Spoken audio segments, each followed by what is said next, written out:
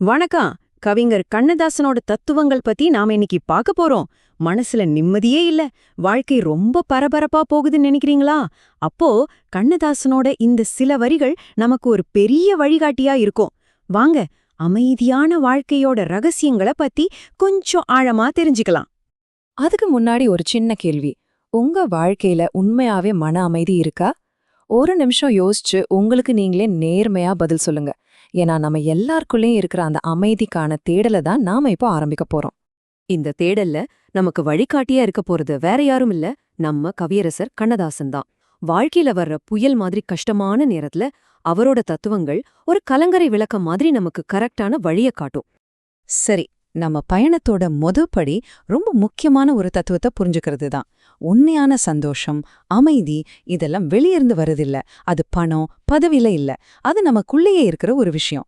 கண்ணதாசன் எவ்வளோ அழகா சொல்லிருக்காரு பாருங்க, மனமே மாளிகைன்னு.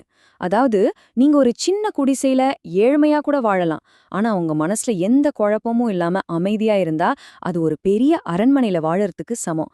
ஏன்னா உண்மையான செல்வம்ங்கிறது நம்ம மனசுல இருக்கிற நிம்மதி தான், இல்லையா?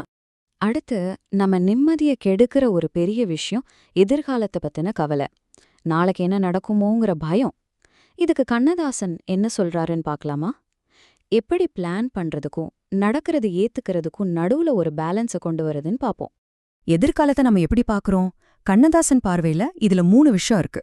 ஒன்னு, நம்ம ஆசை. இது நடந்தா நல்லா இருக்கும்னு நாம நினைக்கிறோம். 2வது, நம்ம அறிவு. அந்த ஆசையை நிறைவேத்த நாம பிளான் போடுறோம். ஆனா 3வதா ரொம்ப முக்கியமா ஒண்ணு இருக்கு. கடைசியில என்ன நடக்குங்கிறது நம்ம கையில இல்ல. இந்த வரிகள்ல ஒரு பெரிய உண்மை இருக்கு. நம்ம வேலை என்னன்னா நம்மால முடிஞ்ச அளவுக்கு உழைக்கணும், சரியா திட்டமிடணும். ஆனா அதோட முடிவு நம்ம கையில இல்லேங்கிறத ஏத்துக்கணும். நம்ம வேலைய சரியா செஞ்சுட்டு பலனை பத்தி கவலைப்படாம இருந்தாலே போதும், மனசு அமைதியாயிடும்.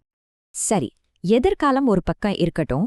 இப்போ இந்த நிமிஷத்துல நாம அமைதியா இருக்கிறதுக்கு ஒரு சிம்பிளான ஆனா ரொம்ப பவர்ஃபுல்லான ஒரு வழிய பத்தி பார்க்கலாம். அதுதான் மனநிறைவு. மனநிறைவுனா என்ன? சிம்பிளா சொல்லணும்னா நம்ம கிட்ட இல்லாதத நினைச்சு வருத்தப்படுறத விட்டுட்டு இருக்கிறத நினைச்சு சந்தோஷப்படுறது. இது எப்படி வரும்னா, நமக்கு மேல இருக்கிறவங்கள பார்த்து பொறாமப்படாம நமக்கு கீழே கஷ்டப்படுறவங்கள பார்க்கணும். அப்போதான் நம்ம நிலைமை எவ்வளவு பரவாயில்லேன்னு புரியும். ஒரு நிமிஷம் யோசிங்க. நீங்க பொதுவா உங்களை யாரோட ஒப்பிட்டு பாத்துக்கிறீங்க?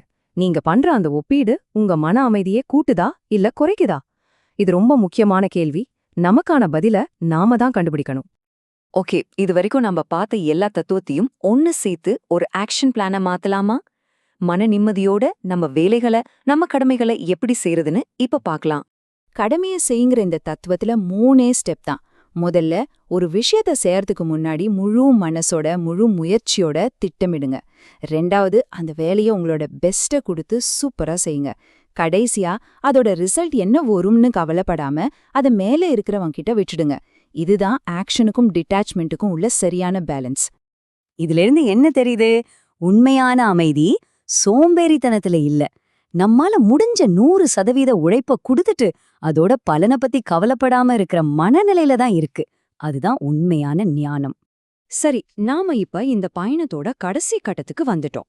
இதுவரைக்கும் நம்ம பார்த்த எல்லாத்தையும் ஒரே ஒரு புள்ளியில இணைக்கிற அந்த முக்கியமான ரகசியம் என்னன்னு பார்க்கலாமா?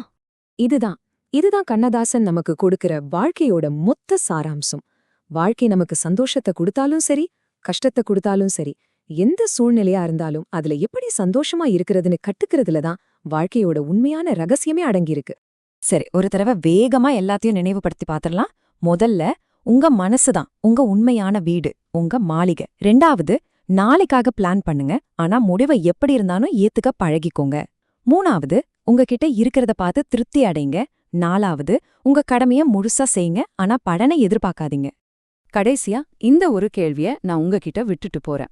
யோசிச்சு பாருங்க, உங்க மன அமைதிக்கு எது உண்மையிலேயே தடையா இருக்கு? கண்ணதாசனோட இந்த தத்துவங்களை உங்க வாழ்க்கையோட பொருத்தி பாருங்க.